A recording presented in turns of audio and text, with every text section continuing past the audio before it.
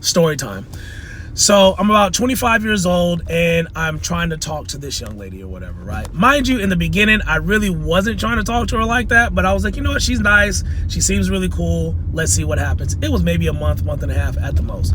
So anyways, we all hung out the day before, went to the beach. It was me, her, and a bunch of friends. And then, it was cool. So then the next day, she texts me and is like, hey, did I leave my jacket with you? And I said, oh, I think it's in the trunk.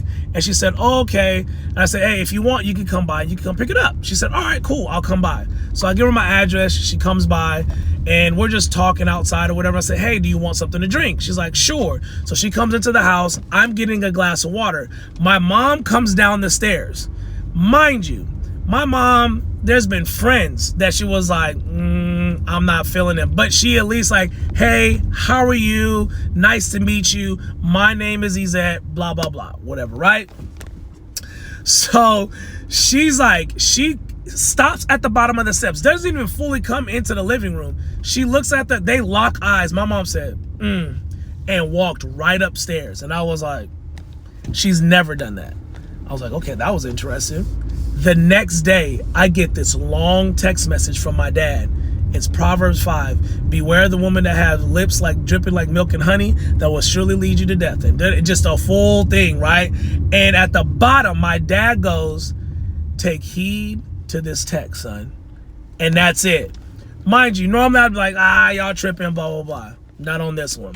The next day, I meet up with that girl. I said, listen, you're a great young lady. I think you're really nice, but I said, I don't think we are meant to be with each other. So I said, it's cool. Thank you for, what we've been, whatever. It's cool.